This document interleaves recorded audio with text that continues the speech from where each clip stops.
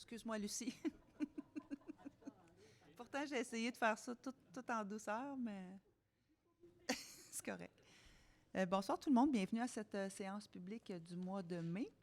Permettez-moi peut-être avant de commencer juste de vous dire, Madame Gendron, que tout le Conseil des maires est derrière vous, votre municipalité, mais aussi les citoyens qui ont été durement touchés aujourd'hui avec le glissement de terrain. Alors, vous avez sûrement eu une bonne journée. Oui, mais on a eu beaucoup de soutien. Oui. La sécurité civile, on a eu des offres d'aide à la MRC ça ne donnait pas, mais on vous garde en tête. Oui, parce que ça peut être plusieurs jours, des fois plusieurs semaines aussi. Oui. Et plusieurs années, oui, pour avoir des subventions pour rebâtir. Oui, M. Descoteaux pourrait peut-être nous en parler aussi. Donc, merci d'être là, Mme Gendron. Donc, si ça vous va, je prendrais... il n'y avait pas de modification à l'ordre du jour, Mme Tardy, non? Alors, je prendrais quelqu'un pour faire la proposition. M.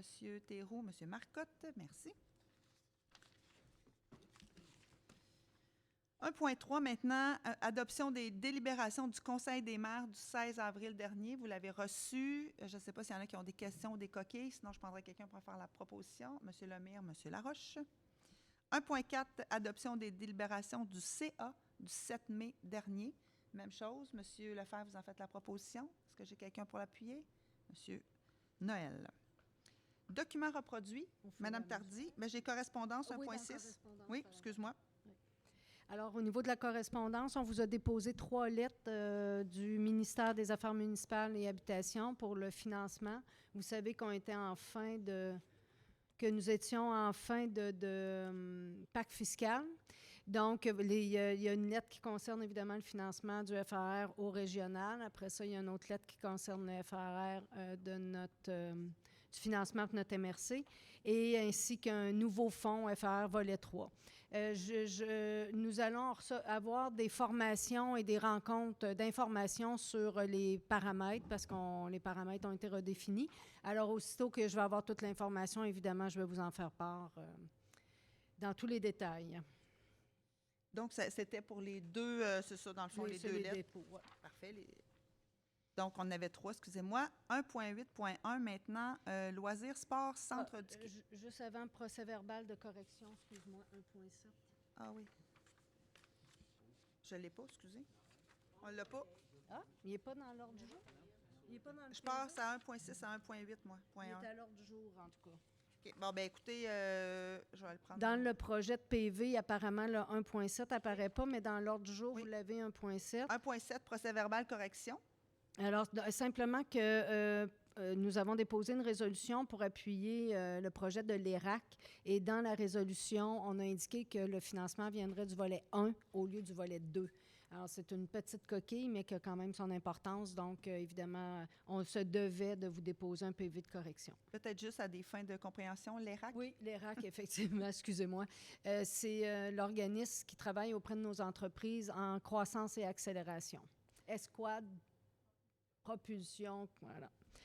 Alors voilà, c'est dans le cadre des ententes sectorielles avec la région. Est-ce que j'ai quelqu'un pour en faire la proposition? Madame Gendron, merci. Madame Saint-Amour. Donc, 1.8 maintenant, on a 2 nominations à faire pour 2 organismes du territoire suite au départ de M. Dupuis. Donc, dans un premier temps, on a Loisirs, Sport, Centre du Québec.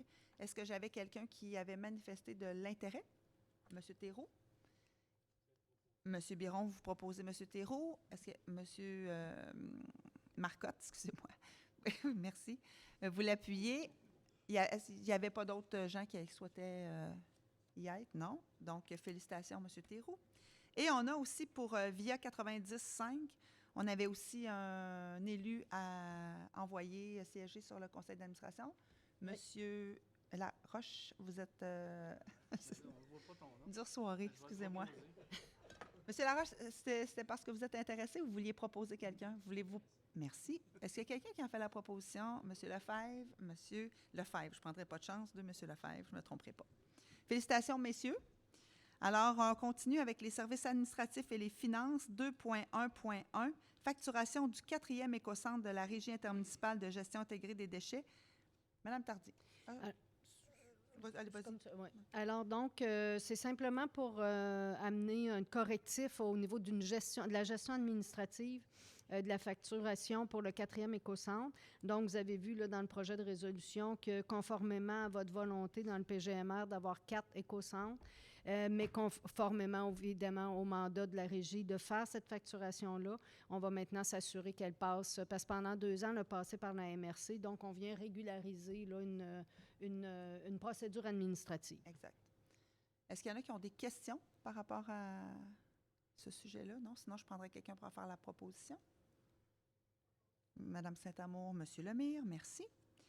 2.1.2 maintenant, assurance de dommages, renouvellement. On a une offre de service, contrat de gré à gré. Madame Tardy? Alors, vous savez qu'on est avec la FQM, en fait, on a un courtier et lui, évidemment, fait des magazines, là, la meilleure couverture. Donc, il nous a fait, ce soir, on vous propose le travail qu'il a fait, l'offre qu'ils nous font. Voilà. L'offre au montant de 35 645. Est-ce que j'ai quelqu'un pour en faire la proposition? Monsieur Vouligny, Monsieur Marcotte, merci. Service de l'aménagement durable maintenant, 3.1, le rapport annuel 2024 pour le suivi du plan de gestion des matières résiduelles. Madame Laure.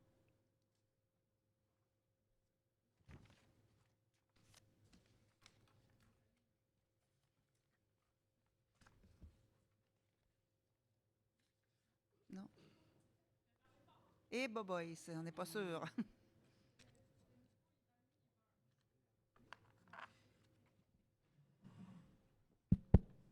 On peut peut-être vous en envoyer un. Oui, parce qu'elle est loin. Hein? Ouais. Ça fonctionne? Oui, bon, parfait. Bonsoir tout le monde. Oui, donc, rapport annuel 2024. Donc, chaque année, la MRC doit produire un rapport de son plan de gestion de matières résiduelles et le déposer au ministère de l'Environnement, la lutte au changement climatique, la faune et des parcs. Donc, c'est le 2e rapport du PGMR 2023-2030. On vous en fait le dépôt et la recommandation. Merci beaucoup, Mme Laure. Est-ce qu'il y avait des questions? Mme Godette, c'est pour en faire la proposition. Monsieur Bédard. Allez-y, Mme Gendron. Il me semble qu'on est dans la régie des déchets. Et puis, je ne vois pas notre nom de Vous ne voyez pas le nom? Je n'ai pas bien entendu. De Sainte-Monique.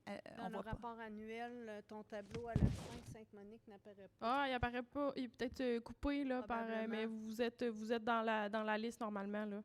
Ça sera peut-être corrigé. dans votre impression, là, je vais vérifier, mais assurément, il doit être dans la liste. Là. Et peut-être retourner une copie aussi à la municipalité oui, de je vous Sainte-Monique. retournerai une copie, Parfait. Mme Gendron. Donc, j'avais Mme Godette, M. Bédard. Merci beaucoup. 3.2, reddition de compte 2024-2025 pour notre projet Signature Innovation. Oui, donc c'est le rapport annuel donc, du grand projet Signature Innovation dans lequel il y a un volet de projets locaux qui finançaient des initiatives municipales et un volet de projets collectifs. Donc, on vous dépose le rapport 2024-2025 qui vous est recommandé par le comité directeur de l'entente Signature Innovation. Merci beaucoup, Mme Laure. Est-ce que j'ai quelqu'un pour en faire la proposition? M. Biron, M. Noël. Acceptation du projet aménagement de descente publique concernant la municipalité de Saint-Wenceslas.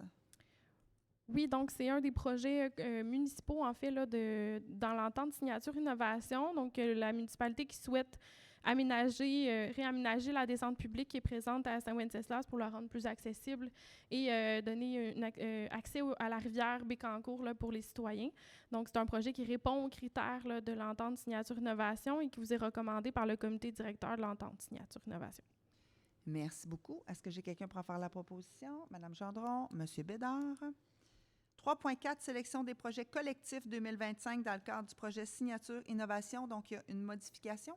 Oui, en fait, on souhaite ajouter un projet. Donc, la MRC a adopté une résolution définissant les projets pour 2025 comme étant le projet de coordination du projet Un territoire en transition.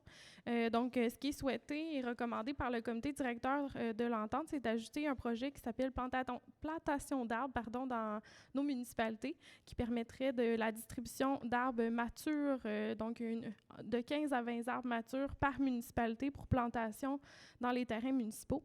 Donc, c'est avec les sommes résiduelles de l'entente Signature Innovation pour un projet collectif. Donc, ça vous est recommandé par le comité directeur de l'entente. Merci beaucoup. Vous en faites la proposition, Mme Godette. Est-ce que j'ai quelqu'un pour l'appuyer? M. Marcotte, merci. Je peux avoir une précision.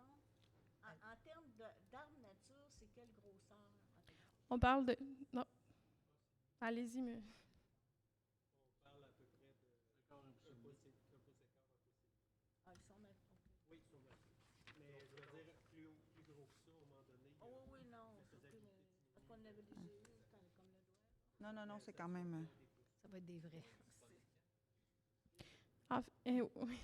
Oui, on va. Les municipalités, fallait attendre que le projet soit accepté par le Conseil des maires, mais vous allez avoir un courriel sous peu pour choisir vos essences.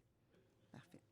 Merci beaucoup. Donc, on avait proposeur appuyeur. Ensuite, aide financière d'urgence au transport collectif, plan d'optimisation des ressources, toujours Mme Laure. Oui, donc c'est pour régulariser une situation donc au niveau du financement pour l'aide d'urgence transport collectif pour la période 2020, 2021, 2022. À l'époque, c'était Transport collectif Bécancour qui s'occupait de l'entente. Le plan d'optimisation en soi avait été déposé. Il n'avait pas été adopté par le Conseil des maires. Le plan prévoyait des mesures là, donc, pour rendre le transport collectif là, plus adapté dans la situation de COVID et pouvoir pallier également là, aux pertes de revenus financières. Donc, le plan a été mis en œuvre. C'est simplement là, pour compléter là, la reddition de comptes et l'entente. Là, on veut régulariser la situation avec le ministère du Transport. Donc, on vous recommande l'adoption là, du plan de rétablissement. Merci beaucoup, Mme Laure. Est-ce que j'ai quelqu'un pour en faire la proposition? Monsieur Vouligny, est-ce que j'ai quelqu'un pour l'appuyer? Madame Saint-Amour, merci.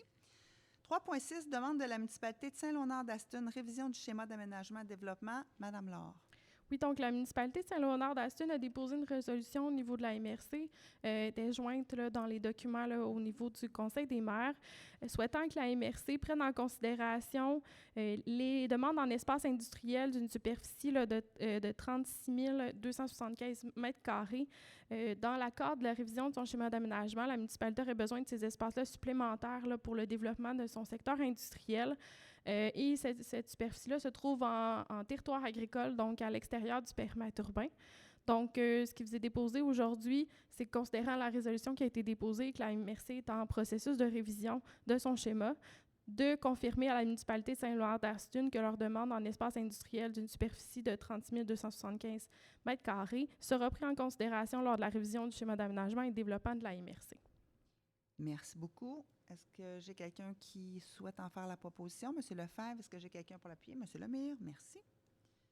Avis de conformité au projet particulier de construction, de modification ou d'occupation d'un immeuble, Ville de Nicolette. Oui, donc c'est dans le cadre d'un PPCMOI qui consiste à réaliser un projet résidentiel intégré de 11 bâtiments multifamiliaux, dont 2 d'un étage comportant 4 logements chacun et 9 de 2 étages comportant 8 logements chacun, donc 52 logements en tout. Donc, c'est pour répondre aux besoins de densification du territoire et la disponibilité en logement. C'est conforme au niveau du schéma d'aménagement de la MRC. On vous en fait la recommandation. Merci. Je pense que c'est l'inverse, hein? C'est pas 2 d'un étage. Ah oui, c'est bon. En tout cas, 52 logements, c'est bon. Oui, merci. Est-ce que vous voulez en faire la proposition, M. Théroux? M. Lefebvre appuie. Merci beaucoup. 3.8, avis de conformité au règlement 262-2025, municipalité de Pierreville. Oui, donc c'est pour une modification au plan d'urbanisme pour répondre pour intégrer des notions de densité. Donc, le règlement consiste à modifier le plan d'urbanisme pour mieux planifier les besoins projetés en matière d'habitation de la municipalité. Ça répond au schéma d'aménagement. On vous en fait la recommandation. Merci beaucoup. Est-ce que j'ai quelqu'un pour en faire la proposition? M. Laroche, M. Bédard. 3.9 maintenant, avis de conformité au règlement 56-25, municipalité de Sainte-Eulalie. Oui, donc c'est une modification au règlement de zonage qui vise à modifier le nombre d'étages permis pour les bâtiments principaux de certains usages spécifiques.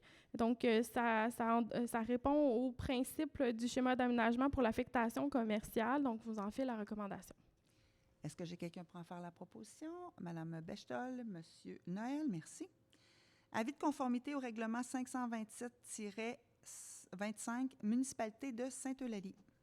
Oui, donc une autre modification au niveau du règlement de zonage. Cette fois-ci, ça vise à créer une zone d'affectation résidentielle à l'intérieur du périmètre urbain et à identifier les usages permis dans celle-ci. C'est conforme au schéma d'aménagement. On vous en fait la recommandation. Merci beaucoup, Madame Laure. Est-ce que j'ai quelqu'un pour l'appuyer? Madame Godette, Monsieur Laroche, merci. Avis de conformité 3.11 au règlement 2024-02, municipalité de Sainte-Perpétue. Et donc, c'est une modification au niveau du règlement de construction qui consiste à modifier des normes au niveau des fondations des bâtiments. C'est conforme au schéma d'aménagement. On vous en fait la recommandation. Merci beaucoup, Messieurs Vouligny et Lefebvre. 3.12 maintenant, avis de conformité au règlement 05-2024, municipalité de Saint-Zéphirin-de-Courval. Donc, c'est une modification au niveau du règlement administratif qui consiste à ajouter des définitions, à préciser le contenu des demandes de permis, ajuster les tarifs relatifs aux demandes de certains permis. C'est conforme au schéma d'aménagement. On vous en fait la recommandation. Merci beaucoup. Est-ce que j'ai quelqu'un pour en faire la proposition? Monsieur Marcotte, Monsieur Lefebvre. Avis de conformité au règlement 06-2024, municipalité de Saint-Zéphirin-de-Courval. Donc, une modification au règlement de zonage qui consiste à ajouter des normes relatives à l'implantation d'éoliennes sur le territoire de la municipalité. C'est conforme au schéma d'aménagement. On vous en fait la recommandation. Merci. Est-ce que j'ai quelqu'un pour en faire la proposition? Monsieur Boisclair, Monsieur Bédard. Service du développement économique, maintenant 4.1, Accès Entreprises Québec 2020-2025, donc notre édition de compte. Madame Béliveau. Oui, bonsoir. Donc, en fait, la création du réseau Accès Entreprises Québec a favorisé l'accès aux entreprises à des services d'accompagnement et de financement sur notre territoire. Et notre MRC avait obtenu une subvention pour les exercices financiers 2020-2025 pour mieux répondre aux besoins des entreprises de notre territoire. Donc, cette somme a permis de se doter de 3 ressources supplémentaires à notre MRC et on a l'obligation de soumettre une reddition de compte à la fin, incluant notamment le rapport d'activité puis une synthèse des résultats obtenus. Donc, on vous le dépose et on vous en fait la recommandation. Merci beaucoup, Mme Béliveau. Est-ce que j'ai quelqu'un pour en faire la proposition? Monsieur Biron, est-ce que j'ai quelqu'un pour l'appuyer? Mme Godette, merci. Constitution d'un comité territorial en développement social et lutte contre la pauvreté et l'exclusion sociale pour l'Alliance pour la solidarité dans le cadre du Fonds québécois d'initiative sociale 2024-2029. Madame Tardy. Alors, vous vous souvenez, avant Noël, on a, à l'instar des autres MRC de notre région, là, on a signé l'entente avec l'Alliance. Ce programme-là va au plan régional à la table des MRC. La table des MRC a donné la fiducie de ce programme-là au CRDS, le Comité régional en développement social. Et après, il demande au MRC d'adopter un comité territorial, comme vous avez pu voir. Donc, la résolution ce soir, c'est nouveau comme processus. Donc, ça va amener aussi une nouvelle délégation de la part d'un élu. Mais ce soir, ce que je vous propose, ce qu'on vous propose, c'est d'adopter la mécanique de la mise en place du comité territorial. Puis on va vous revenir avec plus d'informations pour vraiment voir va être quoi le mandat et les obligations de l'élu, ce qui va vous permettre de pouvoir évaluer là, si vous êtes disponible et intéressé. Donc, vous avez la résolution est quand même assez grande. Elle permet de retracer la signature de l'Alliance, la mécanique qui a été convenue entre les 5 MRC à la table, ensuite le mandat du comité territorial. Et puis, ce qu'on vous recommande, c'est évidemment la résolution aussi note, parce que c'est un élément bien important. Il y a eu des discussions entre Mme Dubois, M. Lefebvre et les représentants du noyau, le noyau étant une concertation en développement social de notre MRC. Il y a donc eu des discussions pour voir là, la possibilité de travailler ensemble. Et ce qu'on vous dépose ce soir, c'est de recommander justement que le noyau soit en charge de la démarche au niveau local, donc qu'il devienne le comité là, territorial, évidemment avec la présence d'un élu, la présence d'une personne du personnel de la MRC. Alors là, on est dans la mécanique, si ça vous convient ce soir pour ça, puis après, je vais pouvoir vous revenir avec plus de détails sur le mandat de l'élu. Est-ce qu'il y en a qui ont des questions par rapport à la formation de ce comité-là? Ça va pour tout le monde? Est-ce que j'ai quelqu'un pour en faire la proposition? J'ai Mme Saint-Amour, M. Laroche, merci. Donc, on n'avait pas de dossier dans le service technique ni de demande d'appui. Vous avez reçu la revue de presse via l'intranet, donc vous pouvez aussi en prendre connaissance.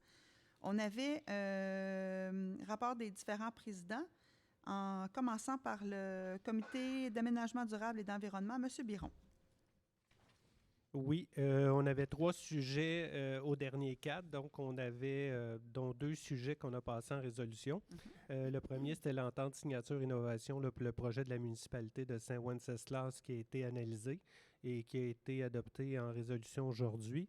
On avait aussi le bilan 2024 du plan de gestion des matières résiduelles de la régie, qu'on a adopté aussi en résolution aujourd'hui.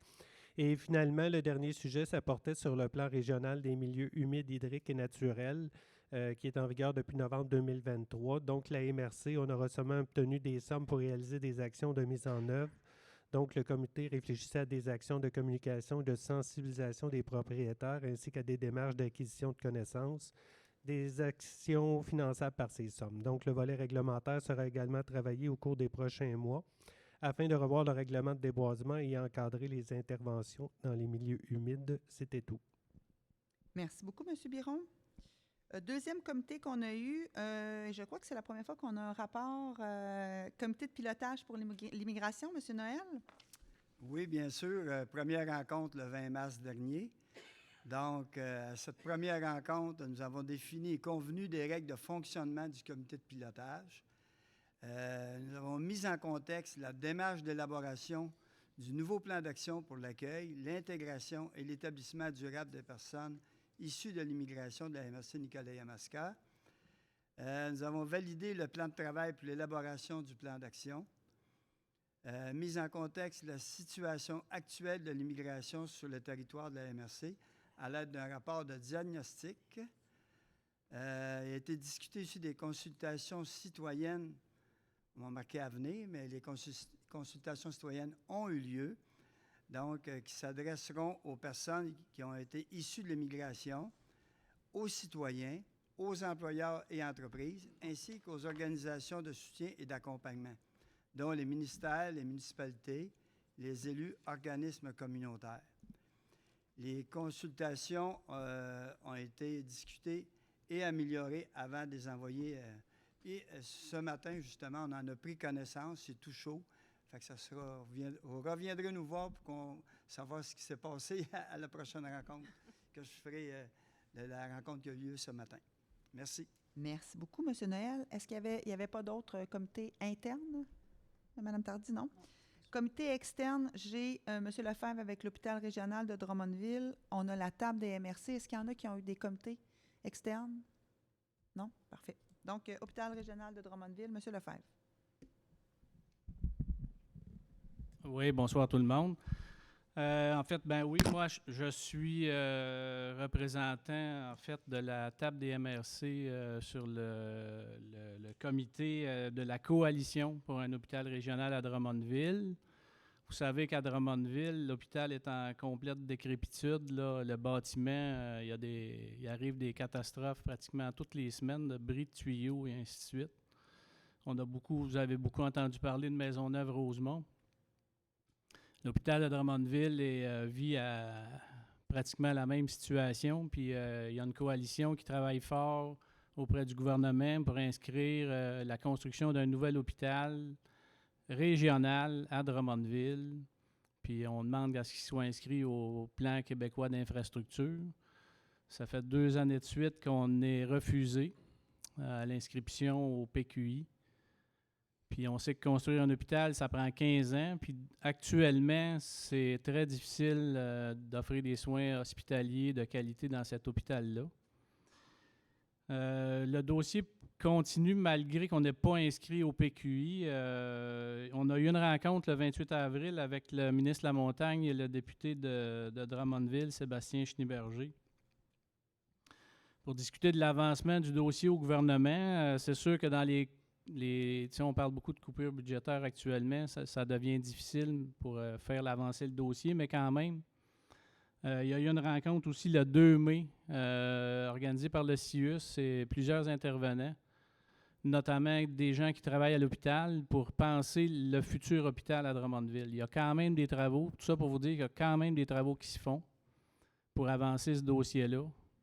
Mais ça va être de longue haleine. Puis ce qu'on veut, c'est que l'hôpital, quand on dit un hôpital régional à Drummondville, c'est un hôpital qui va être utile pour toute la région du centre du Québec.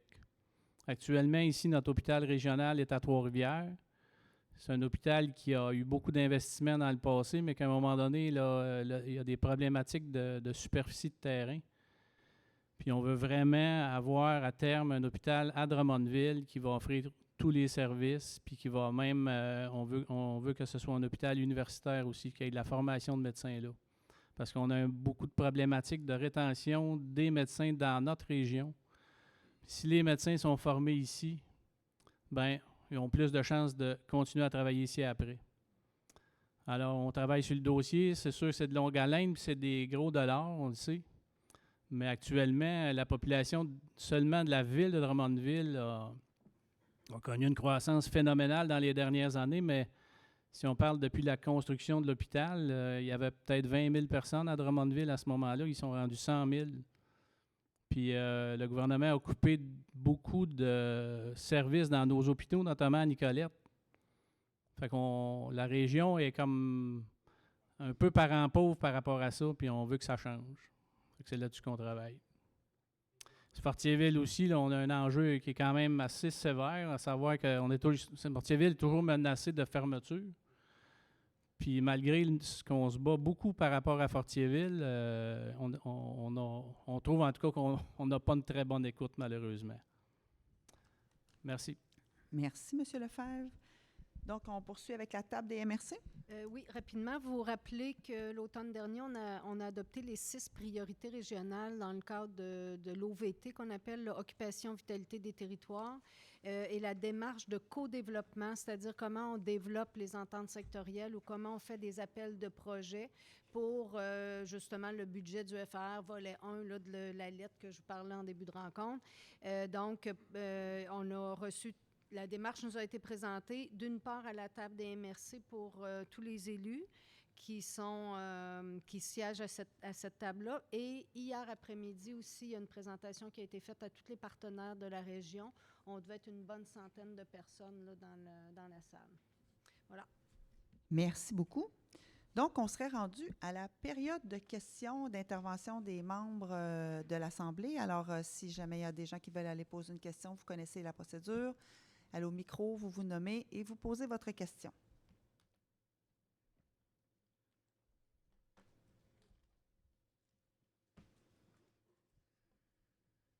Bonsoir. C'est pas juste une question, c'est un commentaire. J'ai bien apprécié ma rencontre avec les maires du RERCQ. L'accueil était chaleureux à Sainte-Eulalie, c'était vraiment gentil. Puis maintenant, chose sérieuse, j'ai essayé de voir sur le site de la MRC les nouvelles du regroupement. Je n'en ai pas trouvé. Je me dis qu'il doit avoir fait un compte-rendu où on doit être au courant des activités. Il n'y en avait pas. Peut-être ce serait le temps de le mettre. C'était fondé en avril. Puis je pense que ce serait bien qu'on puisse continuer à échanger. Alors là, la seule information que j'avais trouvée, c'était la publication dans le Nouvelliste. C'était marqué l'an passé. Raison d'être du RERCQ. Ces élus souhaitent s'assurer qu'un éventuel projet soit recevable environnementalement, socialement, économiquement. Nous souhaitons évaluer l'ensemble des impacts de tels projets sur nos concitoyens afin de prendre une décision éclairée. Ne pas laisser passer une occasion de développement majeur sans bien la comprendre et l'analyser. Le groupe d'élus a l'intention d'être à l'écoute des préoccupations du milieu. Alors, la question, c'est que s'il y avait un appel d'offres, est-ce que vous vous sentez prête? Avez-vous assez analysé maintenant? S'il y en avait un cet automne. Vas-y. Tu veux-tu répondre? Non, j'attendais que tu me dises. Ah, non. Vous avez la parole, M. Lefebvre. Ah, merci. Bien, votre question s'adressait au regroupement? Ça peut être la MRC, à Mme la préfète aussi, parce que au niveau financement, impact au niveau environnemental, l'eau ou comme les glissements de terrain, c'était une des choses que j'avais dit au tout début. Vous savez, qui dans 30 ans peut dire que les maisons ou les routes n'auront pas changé, puis si on se borde d'éoliennes à travers ça, ça pourrait être la même chose si, à l'époque des gaz de schiste, que le gouvernement avait prévu 20 000 puits de schiste, s'il n'y avait pas eu un peu de pression de la population, puis finalement des élus aussi qui ont eu le courage d'aller à l'Assemblée nationale pour ralentir ça, on aurait des puits de schiste partout aujourd'hui.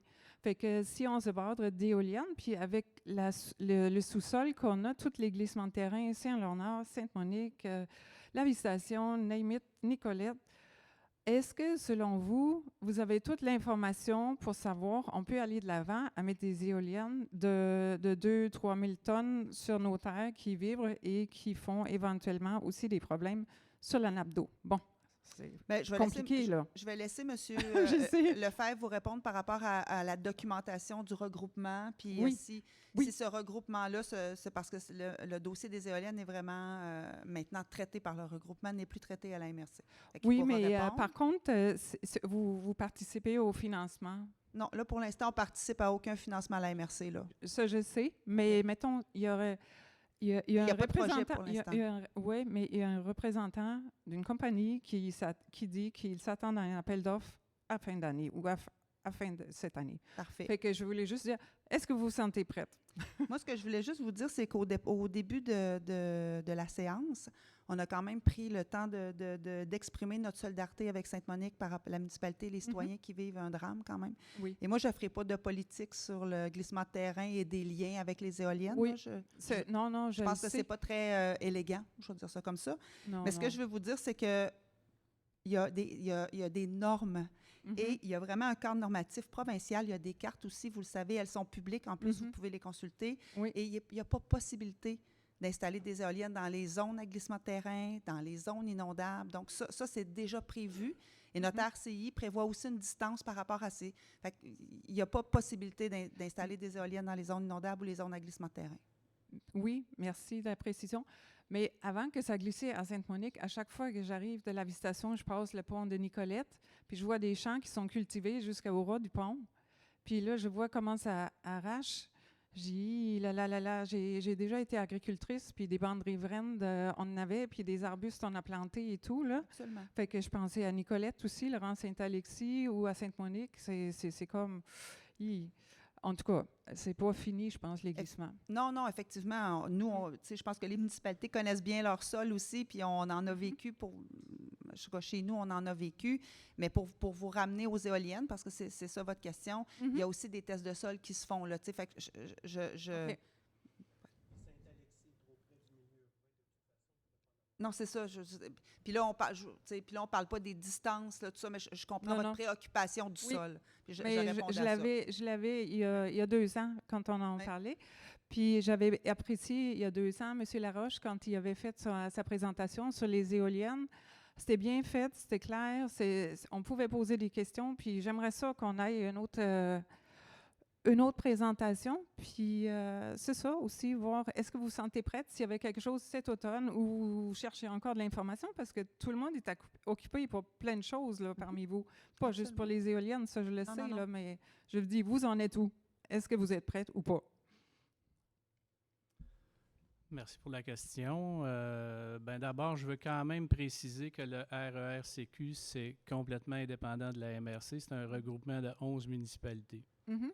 Ça fait qu'au niveau du financement, non, la MRC n'est pas impliquée. Au niveau de procès-verbaux ou quoi que ce soit, il n'y a pas de lien, là. Okay. Fait que si vous avez des questions par rapport au RERCQ, chaque municipalité est en mesure de répondre. Puis je vous dirais aujourd'hui que le RERCQ, là, oui, notre rôle, c'est d'aller chercher de l'info. Puis éventuellement d'en diffuser de l'info. Oui. Puis c'est pour ça qu'on a accepté de vous rencontrer, en fait. Puis pas plus tard qu'hier, on a rencontré Hydro-Québec, qui sont venus nous présenter les projets d'Hydro-Québec dans la région. Puis ils nous ont clairement fait savoir qu'il y avait de l'intérêt à rencontrer des municipalités, toutes les municipalités ou tout groupe d'intérêt, là. Fait que si à un moment donné, pour un choix éclairé ou vent d'élu, veut rencontrer Hydro, ils sont présents maintenant. On a réclamé des rencontres depuis 2 ans avec eux. Puis là, ils se sont engagés à être plus présents sur le territoire. Puis éventuellement aussi, ils vont expliquer la stratégie d'Hydro-Québec. Ce qu'on réclamait depuis longtemps.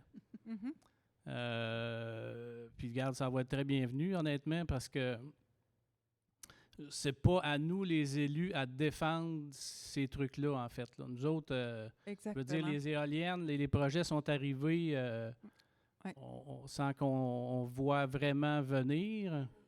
Oui, on a de l'intérêt, c'est bien clair, mais tu sais, on n'est pas dans le fin détail de la stratégie d'hydro puis des façons de faire exactes. Mais Par contre, on travaille justement à se mettre prêt advenant qu'il y ait des projets. Puis quand ça sera le moment, bien évidemment, oui, on va aller chercher toute l'information sur les projets. Puis on va aller dans notre population aussi pour travailler avec la population ces projets-là. Mais en tout cas, j'apprécie beaucoup que vous émettez à un moment donné de l'information. Ce serait quoi vos préoccupations? Parce que chaque chose a deux côtés, pas juste des bons. De dire, OK, sur quoi vous avez accroché pendant que vous avez visité les municipalités? Sur quoi vous avez accroché quand vous allez rencontrer les promoteurs? Parce que c'est comme, on est chacun pareil. Là. Si tu rencontres un vendeur d'auto ou d'assurance, tu vas poser des questions pour faire tes choix. De dire, c'est quoi le meilleur choix? Là? Je veux-tu un char en location pour 2 ans, 4 ans, ou je vais le garder pour 12 ans, puis il va-tu rouiller ou pas? Tu sais, c'est comme... tu poses toutes sortes de questions, fait qu'on ne sait pas à date de vous, c'est quoi vos préoccupations? Puis ça fait peur. On veut faire confiance à nos élus. S'ils disent, non, moi, telle affaire, je le creuse plus, je me pose des questions, on a besoin de savoir ça aussi pour travailler tout le monde dans la même direction, pour qu'on puisse échanger. D'ailleurs, c'est ça, si on pourrait avoir de l'information. Aussi, j'aimerais ça que je puisse retourner vous voir, votre conseil de RERCQ. Puis, si on pourrait échanger les informations. Je voulais je vais faire ça rapidement parce que je suis toute seule, il n'y a personne d'autre qui veut parler, mais ce ne sera pas long. Juste une question pour vous. En 2015, il y a 163 chercheurs de l'Université Berkeley en Californie, là, le Berkeley Lab, qui est spécialisé pour l'énergie éolienne aussi, avait fait des prédictions en 2015. C'était quoi la grosseur des éoliennes en 2030? Est-ce qu'il y a quelqu'un qui veut s'essayer? La puissance des éoliennes. En 2015, il était à 2 mégawatts. 2030, qu'est-ce que les 163 spécialistes ont prédit? On vous laisse donner la réponse. Allez-y. Oui. Oui. OK. Bien, je ne sais pas, pensez-vous c'était beaucoup ou pas beaucoup? Oui, allez-y. Bon, non, mais allez-y. De toute façon, c'est une prévision ou une prédiction même. Non, j'aimerais ça que vous en dites une, au même. Il n'y a pas de... Juste au pif. Hein? 30? OK. Mais sais-tu quoi? Les 163, là, en 2015, ils ont dit, en 2030, ça va être 3,25 mégawatts et 3,75 en Europe. Ça veut dire, les prévisions là, qu'on nous fait, là, les éoliennes ont augmenté tellement vite, personne ne pouvait prévoir ça. Puis, oui. Oui, c'est ça.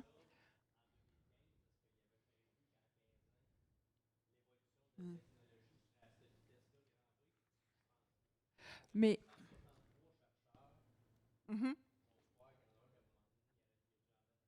oui.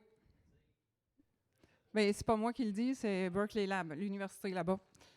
Fait que oui. Puis là, je vais conclure.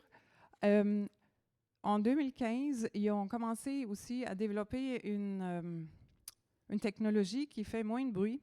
Fait que ça a permis de faire des très grosses éoliennes avec moins de bruit audible, mais ils en font plus de bruit inaudible. Puis les normes au Québec sont selon le bruit routier. Puis le bruit d'une éolienne n'est pas comme le bruit routier. Le bruit routier, au même niveau qu'une bruit éolienne, le bruit routier, il faudrait qu'il y ait 53 décibels au lieu de 40. Là, fait que maintenant,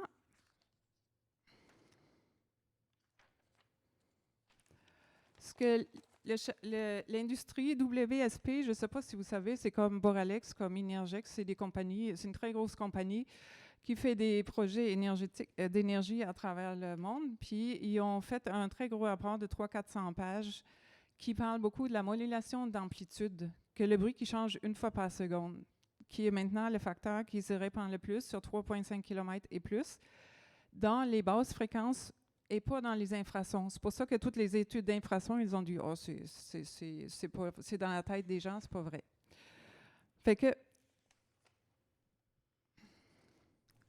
Peut-être juste préciser, Mme Bastien, que ça fait quand même au moins 2 ans qu'on parle des éoliennes à peu près. Là, Oui, je vais terminer. Non, c'est pas grave, c'est pas ça que je veux vous dire. Je veux juste vous dire qu'en 2 ans, quand même, on a lu, on s'est informé, on est allé en voir des parcs éoliens parce que vous nous disiez ce serait le fun qu'on sache quelles sont vos préoccupations. C'était les mêmes préoccupations que celles que vous avez?